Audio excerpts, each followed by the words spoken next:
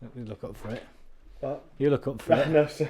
It's usually him yawning. We haven't even started yet, so this doesn't bode well. I need something to get me cheered up. All right, well, you've had a bourbon. What more do you want? I know, I should have finished it. That's what's playing on my mind. Bit of light banter for the highlight reel. The film crew calling us all fat. Yeah, for the benefit of the audio, I have some bourbons underneath the desk. For the benefit of the audio, we were speaking off camera about biscuits. Hence Jake's jibe about being fat. For anyone who's not watching, I'm actually really slim. Not just for audio purposes. Those who are watching will know I just lied. You know we haven't started, right? Yeah. It's not an audio Tinder profile.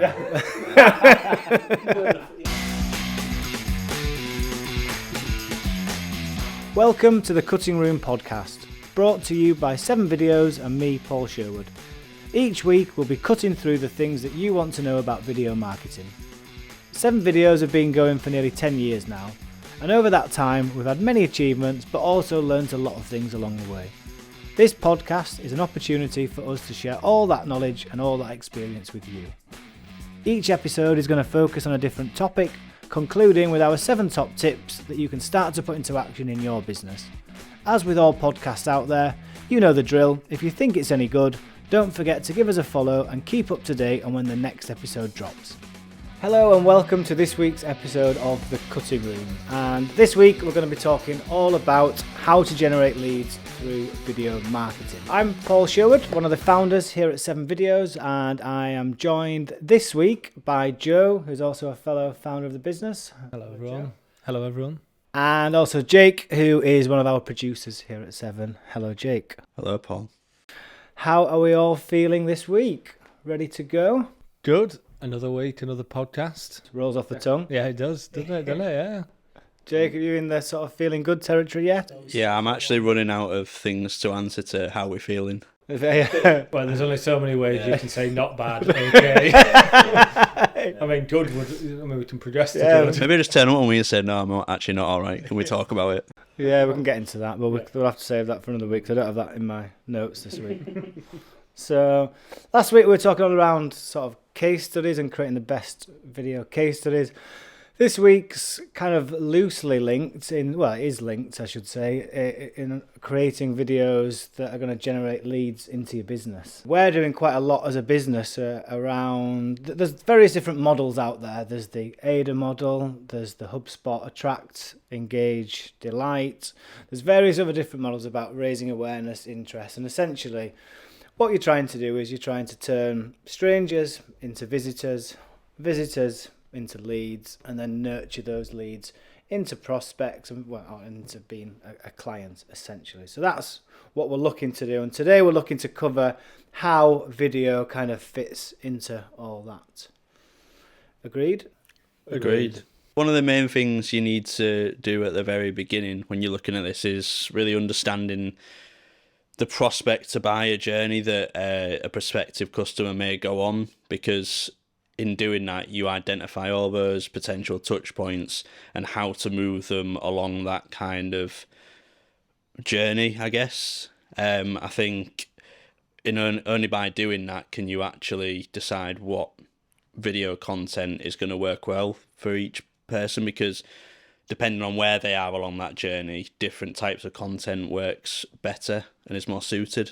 So if we start at the start, if we're looking to sort of raise awareness or attract clients to our business, what sort of videos should we be looking at and thinking about? You're looking at things like brand videos, things that get across your kind of values and mission, kind of how-to videos as well, in the sense of what are the questions your customers are asking, creating content that kind of provides those answers. They actually can kind of fall into the delight stage as well, but also works at the top, just to really, it's answering those questions that your audience are asking. And I think that's what we're doing with this podcast is a really good example of it, really. It's that top of the funnel, attract, whatever sort of metric you're using in terms of your sales and marketing process, but it's that raising awareness of the business and having content that answers the questions that they've got. So for example, we're talking about how to generate leads with video marketing today. That's probably going to be something that someone in our target audience is going to go and search on Google and try and find the answer to it.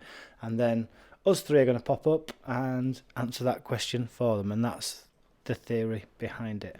Yeah, I think at this stage as well, it's important to understand that you're not trying to be too salesy and too product specific. It's just about raising that kind of awareness of who you are, what's your kind of expertise, and just generate that initial interest, I think. Definitely, and I know the big thing in sales that everyone talks about, know, like, and trust. People are only going to purchase off people that they trust, and this is very much in the getting to know you phase. You're not going to just go straight up to someone and say, "Do you want to buy this?" Because they're probably going to say, "No, I'm all right." So it's all about getting them to understand who you are as a brand, what you stand for, whether your values align with their values, and very much a much more softer approach in terms of raising that awareness. Yeah, and I think that the good thing about creating content at that stage is you can be a bit more playful, can't you, about how you can kind of get your company culture out there, kind of using short social funny bits of things that kind of happen is just a really good way of building that awareness and allows people kind of to see your values kind of being lived out. So I think it's quite a good stage to create content for, because you can play around with it a bit. And it helps you to understand your target audience better, because you have to get into their heads about what they're looking for. You can create a lot of sort of longer form, like similar to the podcast. We create a longer form piece of content and get a lot of short form pieces as a result of it. You might do video blogs or even written blogs, and that's all, creating content that you can use in a lot of different ways as well. Yeah, and if you're placing yourself as the expert in the field, when somebody is looking for that product, solution, or whatever it is, they want to hear the company they deal with talking about that said thing. Just you want to go to the people who are experts in it. So all these different bits of content we've talked about are perfect at doing that. Yeah, no, definitely. And I guess that's we're covering the sort of raising of awareness, the attract sort of phase. And I think to then, you're looking at then turning a stranger to a visitor, in that stage. How do we go about turning that sort of visitor into a lead? And I think, one thing that we're seeing a bit more of it is, or certainly some companies are doing that, sort of creating gated content and getting that exchange of data for, in exchange for something that's going to provide value. Yeah, I think gated content is a really good way of that, whether that's a webinar you're putting on, so a little teaser video to say that you're doing a webinar and giving away some knowledge, and that then enables you to kind of, you have the data from them, but then you're also offering the value to them at that point. So it's key to make sure that you can kind of sell yourself on that, I think. It's that starting point that you getting someone that you can then put through your nurture sequence, and you can kind of get them on board, and what their level of interest is, what sort of things they've actually interacted with, what information they've gained, essentially. And it'll kind of give you an insight into the problems that they're having potentially, and how you might be able to help. Yeah, and the nurture sequence you mentioned there is really, really important. We work with a business mentor, Gary King, and who was introduced to. I met him at a networking event, and I then approached him, got in touch, and then I just went into a nurture sequence. But he'd created this content of 3 or 4 emails that were very much focused on all the problems or problems that he solved and he worked with business owners to do. And it literally felt like he was speaking to me directly. And before I'd even had a conversation with him, I was pretty much clear that we wanted to work with him. Now, it's something we've talked about replicating in our business, and with varying levels of success, if I'm being perfectly honest. But I think if you can get that really nailed down, understand who your target audience are, and provide that content in a sequence that makes that sale and that conversation so much easier, because they're halfway there already.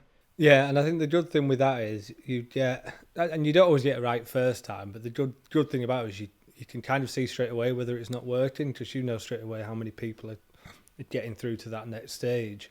And like you say, for it to really work, you need to feel like they're talking to you directly, and you're like, yeah, forget me. Yeah. And I think they know as well, when you are entering your details, if you really didn't want to interact with this company, you wouldn't be putting that in there, right? So by actually interacting with that content and providing your details, you're almost kind of leaving the door ajar slightly, aren't you? There's a level of interest. Yeah, definitely. So I think Although didn't we have what was that one email address that we got? Terry Titwang. Terry Titwang. Yeah, I don't think that was a genuine lead when I realised. that's what I mean. That's somebody who wasn't, but I was like, oh, Terry. Oh, right, no. Yeah, maybe not an actual lead. Someone at Titwank Incorporated is very upset that he hasn't heard back.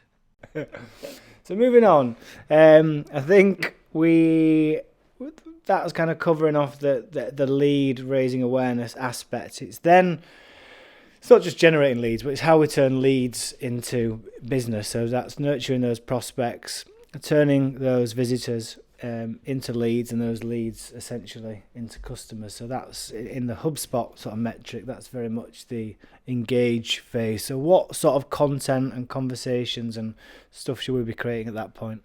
I think at that point, someone has moved from the point of not knowing who you are to actually being interested in you as a company. They resonate with you slightly and potentially could help them. And I think in the engage stage, you're looking at your sort of your case studies and that kind of content that really do show how you have solved problems for clients.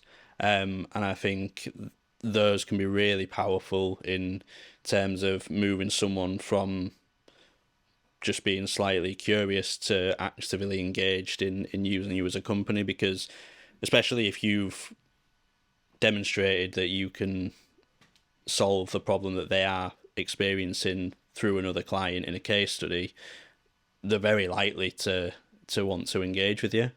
They're looking for more information, aren't they? yeah, exactly. And they're very likely to be looking at a few other different companies. So a good thing to kind of look at is kind of what your competitors are kind of doing at that stage, and that could be a way of kind of gaining a bit more of an advantage on them, is kind of looking at what they're doing, see what's missing, and make sure yours kind of covers those bits. It's your main opportunity to demonstrate your value, I think, and it's where you can be a little more sort of, I don't want to say salesy, but you can be a bit more specific in terms of what you can do and why people should buy it or interact with it. Because you've kind of got the promo videos for kind of your products or services, telling you about the benefits and the problems that they solve, and then those case studies really come into kind of what's the word? It's like the social proof of what you're saying is actually true. So that's where validation. Yeah, validation. You kind of have that with those two types of videos, which work quite well at that stage. I think at that point as well, you've established that there's a little more level of interest that your prospective customers at. So you've got the license to be a little more, as you say, specific about products and services, how you can potentially solve their problems. And I think at that point, they are more willing to listen, because the chances are they are sat there waiting to have some problem that they've got solved. You're more invested at that stage, aren't you? You're trying to get to those answers. Moving on to another area, which is kind of in that sort of turning a lead into a client, essentially. And it's something that we do a lot. Granted, we are a video company, so we need to be practicing what we preach. But not just that, it does deliver results, and that's utilising videos in your proposals and quotes and pitches and tenders. Some tenders don't allow you the creativity in certain public sector tenders that we've had to put forward, but it's understanding how you can use video in your quotes and things like that to put yourself ahead of your competition. Yeah, I think that's a really good way of doing it. Like you say, it's that kind of validation from other people. And actually, I'm thinking of a client that we worked with recently who he was waiting to hear back on a quote, hadn't heard anything, literally sent over a video case study we'd done, and then the person signed the contract the next day. Literally just having that was a good way of turning that into... Just made them take that final... Yeah, it's just that final confirmation, and it kind of... Yeah, it's just such a good way of doing it. And video's really strong at that point, I think. Yeah, I think within the area of using videos in proposals, tenders, all that kind of thing, you can be very sort of targeted and specific with the content that you show. And I think, as we mentioned in the case study episodes, the more case studies you have and the more range, the larger range of products and services that those demonstrate, you can almost like mirror the project that the client's looking to do if you have a case study in which you've actually done that for them. That's key, and I think without getting too much into the case study element, which we covered in the last episode, I think what you said there is bang on. You know, we, in all the quotes we send out, we'll have a couple of case studies, and they're very much specific to the client we're dealing with, whether that's product based. In our case, it might be an event. In the client's case, it may be a piece of software or a particular product. But if you've got a case study that relates to that service, product, whatever, if you've got that and a case study of another maybe industry specific client, you know, you've got somebody within that industry talking about why you, and also somebody else about why that particular product, it just covers everything that you need it to. Yeah, and you're almost saying, look, this is what you can get, and obviously you're going to use your best stuff. So I think it's a really good opportunity to really get value out of your videos as well. Yeah, definitely. So in terms of we're looking to sort of create the videos that are going to generate leads, I guess it's also about understanding what success looks like for a particular project, or understanding how you're going to track that particular video project. What type of things should people be thinking about in that arena? Yeah, no, it's a good point. For you to be able to track and what to track is kind of really key in terms of what your goal is. So are you looking to increase visitors to your website, or are you looking to kind of reduce the bounce rate on your website? Are you looking to raise awareness on social media, kind of brand awareness pieces? It's really key to understand all those different ways you can track it, because quite often with metrics, people can be kind of blinded by what a lot of people can call vanity metrics at times. They aren't always. It depends what you're tracking, like likes, views, things like that. Impressions, things like that, where you think, oh yeah, you've got 100,000 views or impressions, but what were you aiming to do? Just if it wasn't creating, getting loads of impressions on LinkedIn or whatever and raising brand awareness, then it still hasn't worked. You could have 10 views, but if that person's then become a lead or done what you wanted them to, that's it's the right audience. I mean, I do quite a bit on LinkedIn, and the posts where I put on of me and my son tend to generate the most. Like you say, those impressions, likes, engagement, are they going to drive? Is that going to drive sales? No, you know. But it's just building your audience essentially, which it's key to have a few different, like with any video marketing, is kind of having different videos for different aspects. Just like you say, you want some bits of content which is just there for impressions, views, and whatnot. So then you've kind of got that attention for when you bring in the more product-based stuff, testimonial, things like that. I think without that information, you're kind of going a little bit blind. You're almost sort of sleepwalking through your marketing plan. If you could think, all right, well, we're creating these videos and yeah, sales are doing all right. It's all working. But if you actually look at the data and you're not actually, none of those leads are coming as a result of your videos, then you know, all you're doing is you're just wasting a bit of money on creating the videos. So it's where you can then step in and say, right, well, that's not quite working. We can maybe change our objectives or change how we do it. And then when you do actually see, yes, this is actually performing for us, you know you're on the right track and you can carry on doing that. Yeah, because without a clear objective and a way of tracking it, you don't know what success has been. It's impossible, isn't it?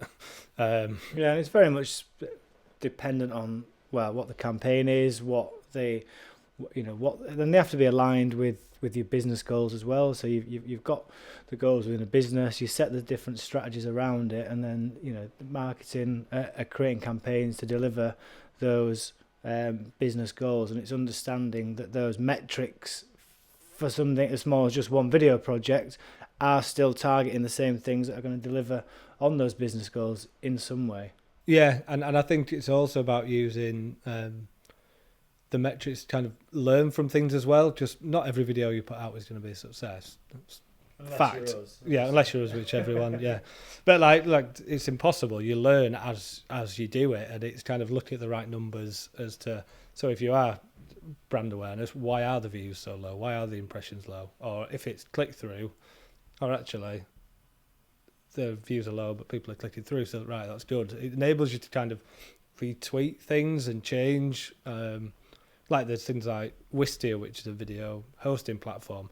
That'll tell you at what point people drop off from the video exactly. So you can kind of look at that and be like, right, we're losing people at 50 seconds. Our main call to action, everything we want people to do is right at the end. Right, let's do a recut of that. Never said recut before. Yeah, you have now. Yeah, a recutting room. Like re-edit it and make it a bit more concise to see if you can kind of keep people to the end.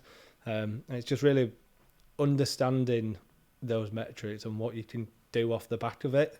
It's all great looking at them, but if you don't do anything or whatever, you need something to be able to do off the back of it. And if you are interacting with a video agency as well, like the most likely will be able to help you with that. And if you ask the questions, I mean, any video agency that's worth engaging with will. That's not a plug either, by the way. You want them to be asking, what does success look like for this project? What's the overall aim? Who's the target audience? Quite simple stuff, but you really need to. Only when you know what you're looking to try and achieve is then when you know it. Only when you know what you're looking to achieve is when you can actually understand how you could have achieved it or not, and what those results are. Maybe not worded in the perfect way, but you kind of get my gist. Yeah. If you know what you're looking to try and achieve, you know whether you've done it or not. Yeah. Just got.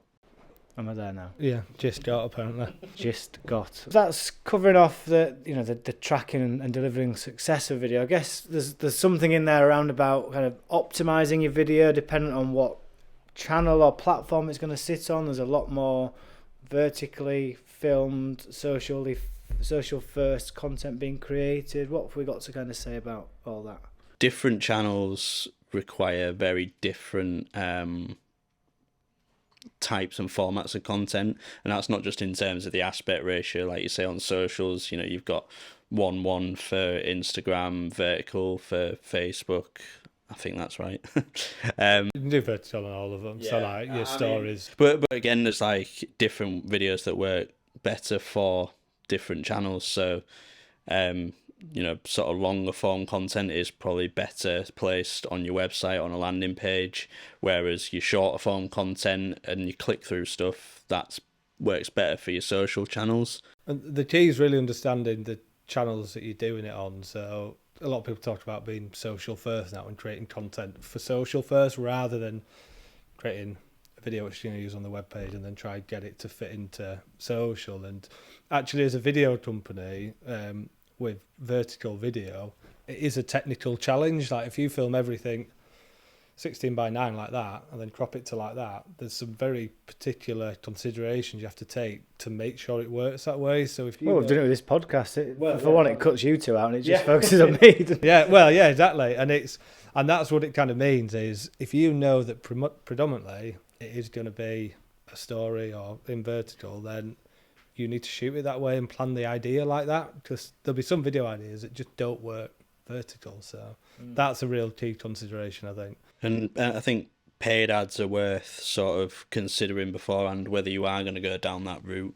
And if you are, you're going to invest some money in your ads, you need to make sure that your video content is bespoke and set up for that and in the right kind of format and is going to hit the target audience that you're obviously going to be paying to hit. And it's good to look at that type of content. Like you looked at like TikTok and kind of do YouTube Shorts. It is all vertical first, and there's definitely a style that people work towards, which is good to know. So you can look at that, but then also look at how you can improve on that as well to see what works. Because both of them are brilliant for organic views if that's what you're looking at. It's that sort of early, that attract sort of phase, isn't it, and raising awareness. And we've noticed with the trailer we put out for this podcast, the engagement we've had on YouTube Shorts compared to any of the other platforms has been massive, really. Yeah, and that's even compared to just normal YouTube. You've got the YouTube Shorts, it's like probably 10 times as much impressions and engagement than previously. And what are other considerations people need to be thinking if it was primarily, say, YouTube? Is there anything they should be doing from an SEO perspective, or anything that we can do to optimize those videos to make sure as many people are going to see them? It can be as simple as just how the video is going to look when someone comes across it, right? So like thumbnail, title, you know, if you're looking in terms of the title, you know, you got to make sure that it's very clear what the video is and what someone's going to get out of it. Make sure it's answering the questions that people will be searching for. You want the thumbnail to look professional. You don't want it to be someone half with a mouth open, sort of, you know, it just doesn't look great. If your video looks kind of well packaged, professional, you're already kind of a step ahead of one that's maybe a little sort of, the title's a little wishy-washy, the thumbnail's not right. Yeah. They say don't judge a book by a cover, but you do. Yeah. Because if you've not heard of the book, it's all you've got to go off. So that and the title. So that, again, bringing that into video terms, as long as the title is answering the question that people are asking, like how to generate leads through video marketing, as an example, and he's got a nice thumbnail on there and a graphic that captures the eye, that's going to make that particular piece of content more attractive to someone that's just in that stranger phase where they don't know who you are, they're just having a look about, and that's going to get them to understand a bit more about who you are and raise that awareness of your business. And again, making sure, making sure the description of the video as well kind of hits those kind of key search terms that people are looking for. And I'd say, like with thumbnails, there are a lot of good thumbnails now. It's not like you just need to do an half decent one to stand out. There are a lot of good ones, so you can take a lot of inspiration from what other people are doing, particularly in your sector and the videos you're producing. Look at what other people are doing. Like, right, how can we make ours better? How can ours stand out? Is there something we can do on that? It's where you kind of host your videos and how you organize them as well. So like on a lot of YouTube channels, they have playlists for different subjects. On websites, you've got different kind of pages for different things. So it is just kind of making accessing your content easier for your customers. So they've come with a query or a question and they can look and find the answer to that very easily. And I think the other thing to kind of bear in mind, we talked about a lot of different things that you have to consider on all the different platforms, which sometimes can make it sound really complicated. Do you know what I mean? There's so many different things you have to consider. It's like, where the hell do you start? But like I say, this podcast is a really good example of one.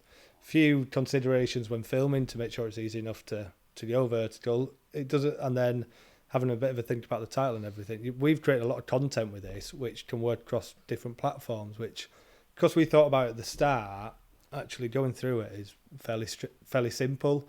Whereas if you don't think of it beforehand, then it can be a bit of a nightmare once you get to the end, I think. Yeah, no, definitely. I think that just about covers everything we were hoping to get through today. Anything we've missed there, chaps, that you wanted to cover off, or you're happy with? I don't think so. I think we've kind of looked at it. It's not kind of a wholesale change. It's just little things that you can do to just optimize. So the main thing is most people know who will be watching and listening to this will understand. It's all about raising awareness, attract. The desire, attract and engage at stages. It's quite common in marketing, but it's just, again, raising awareness from our perspective in where we've seen videos being used that maybe they weren't necessarily aware of. It's generally having that understanding that there are stages to the process and there are different areas in which different video content works better. I think, there can be the mistake made where you think you make videos for everyone, because I've heard it said, but it's just understanding that there are different stages that each prospective client is on, and it's just about how you move them along that line. And I think don't be disheartened if the first videos you start doing don't do well. Do you know what I mean? Just learn from them and figure out what you need to do next. Consistency. Consistency. It's better to do that than to just carry on doing it and not knowing if it's working, and you might be wasting your money. Exactly right. Well, yes, on that note, we shall conclude the episode there. So thanks for watching, thanks for listening. As ever, we're just going to run through our 7 top tips that we've covered in this week's episode, all around how to generate leads through video marketing. So number 1 is all around using videos to raise awareness. So that's to make companies aware of your business, so turning strangers into visitors. Number 2 is all about capturing data, so how you can then nurture those prospects and exchange some content in exchange for their details.